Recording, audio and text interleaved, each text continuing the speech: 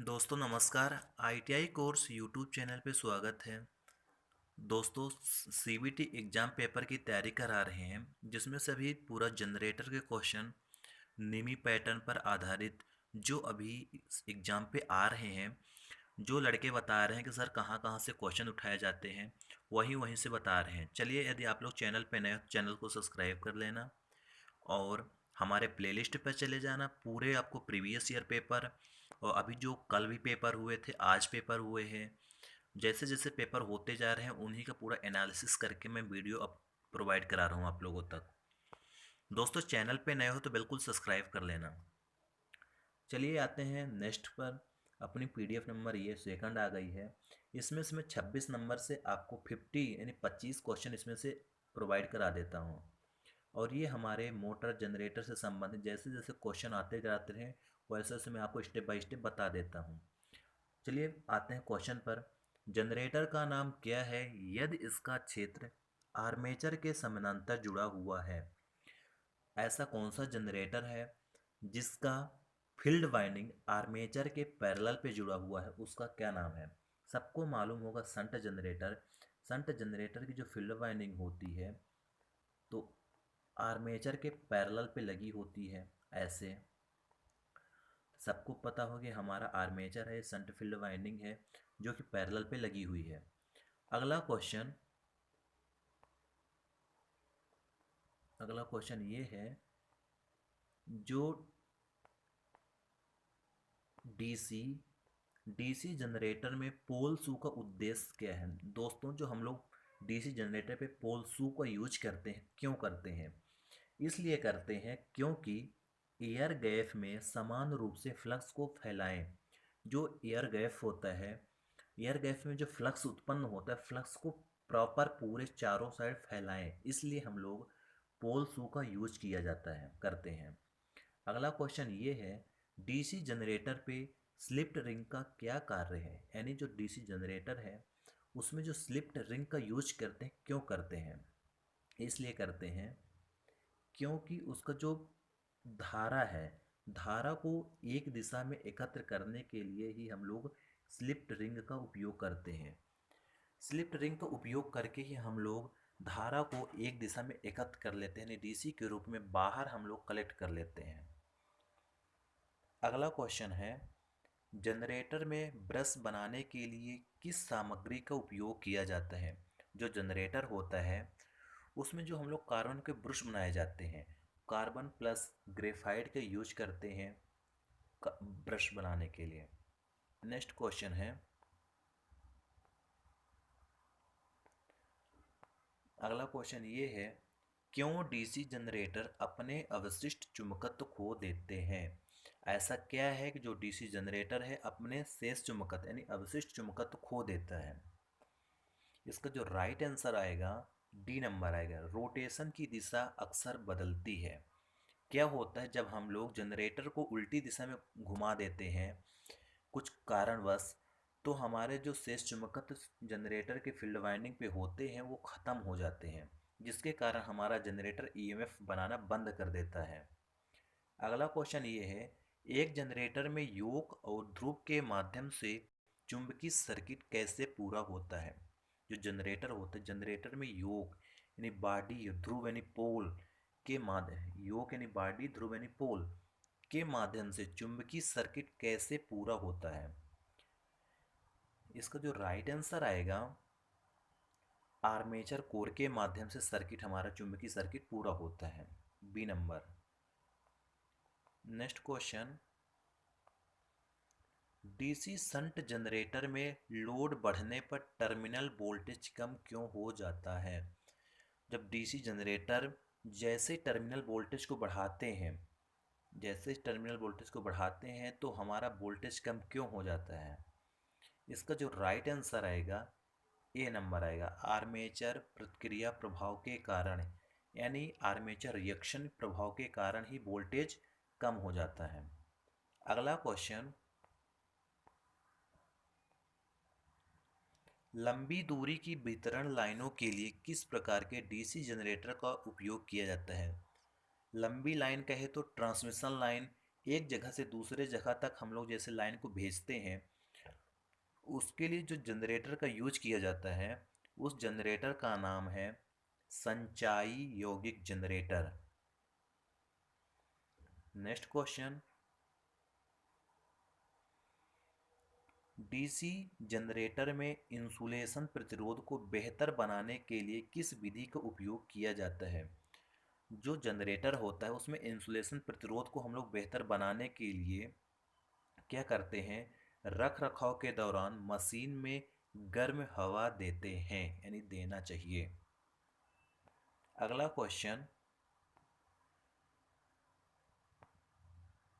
अवशिष्ट चुंबकत्व के अभाव में किस प्रकार का डीसी जनरेटर काम करता है? यानी जो शेष चुंबकत्व होता है उसके अभाव में जो हमारा जनरेटर होता है वो जो काम करता है अलग से उत्तेजित जनरेटर होता है, यानी पृथक उत्तेजित जनरेटर बोले या सेपरेटली एक्साइटेड जनरेटर बोले वही होता है। अगला क्वेश्चन, आर्क वेल्डिंग के लिए किस प्रकार के डीसी जनरेटर का उपयोग किया जाता है? जो आर्क वेल्डिंग होता है उसके लिए जो डीसी जनरेटर का यूज करते हैं वो विभेदक यौगिक जनरेटर होता है, यानी डिफरेंशियल कंपाउंड जनरेटर उसको इंग्लिश में बोलते हैं, उसी को यूज करते हैं। अगला क्वेश्चन, डीसी जनरेटर में तरंग बाइंडिंग की विशेषता क्या है? तरंग बाइंडिंग कहे तो जो हम लोग यूज करते हैं कम धारा वेव बाइंडिंग को, वो उच्च वोल्टेज। नेक्स्ट है 38 नंबर क्वेश्चन। 38 ये कह रहा है कि डीसी जनरेटर में कम्यूटेटर संयोजन में प्रयुक्त प्रतिरोध तार का उद्देश्य क्या है? जो जनरेटर होता है उसमें जो कम्यूटेटर संयोजन के लिए हम लोग रजिस्टेंस का उपयोग करते हैं, उसका जो राइट आंसर आएगा डी नंबर आएगा, धारा दिशा को आसानी से पलटने के लिए ही यूज करते हैं। अगला क्वेश्चन, डीसी जनरेटर में ठोस पोल शू का उपयोग क्यों किया जाता है? जो जनरेटर होता है उसमें जो ठोस पोल शू का यूज करते हैं, क्यों करते हैं? क्योंकि चुंबकीय पथ के रिलक्टेंस को कम करने के लिए, जो चुंबकीय पथ होता है मार्ग होता है उसके जो रिलक्टेंस को कम करने के लिए पोल शू का यूज करते हैं ठोस पोल। ये देखो ठोस पोल। नेक्स्ट क्वेश्चन ये है, बड़ी क्षमता के डीसी जनरेटर योग बनाने के लिए किस धातु का उपयोग किया जाता है?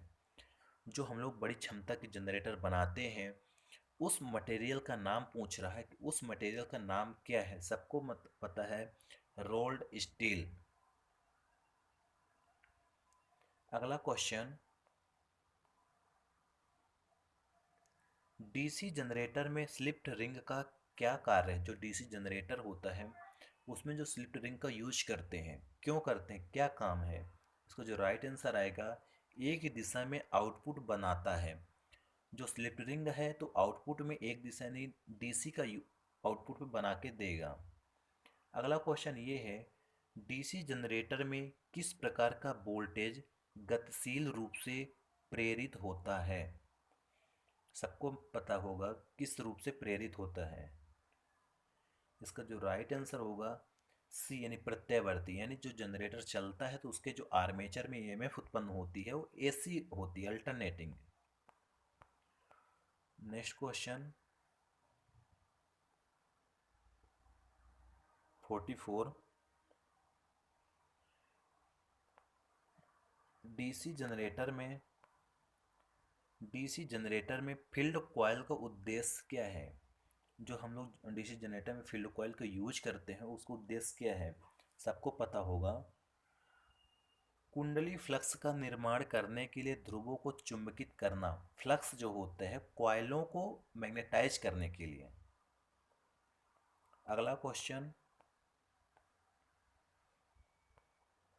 बड़े डीसी जनरेटर मशीनों के पोल कोर बनाने के लिए किस धातु का उपयोग किया जाता है? जो बड़े कोल पोर होते हैं उसके लिए जो यूज करते हैं ढलवा इस्पात मटेरियल का यूज करते हैं।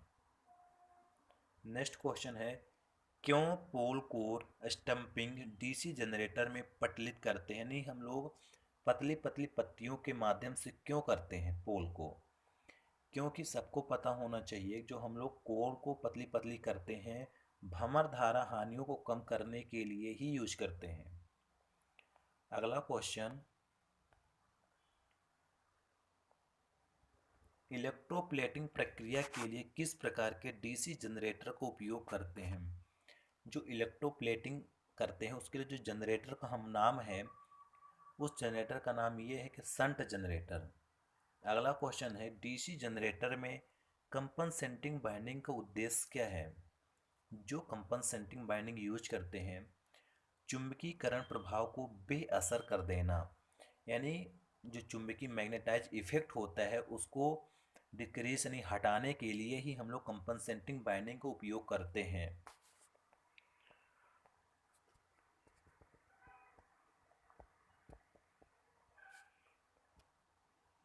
यदि शंट फील्ड प्रतिरोध क्रांतिक प्रतिरोध मान से ऊपर है तो क्या प्रभाव पड़ता है? जो शंट फील्ड प्रतिरोध है क्रांतिक प्रतिरोध से जब ऊपर है तो इसका प्रभाव ये पड़ेगा कि जनरेटर वोल्टेज बनाने में विफल रहता है। क्रिटिकल रेजिस्टेंस से जैसे ही हमारा रेजिस्टेंस ऊपर होगा तो हमारा जनरेटर बिजली बनाना बंद कर देता है। 50 नंबर क्वेश्चन ये है, डीसी जनरेटर में आर्मेचर प्रतिक्रिया का प्रभाव क्या है? जो जनरेटर होता है आर्मेचर रिएक्शन का प्रभाव क्या होता है?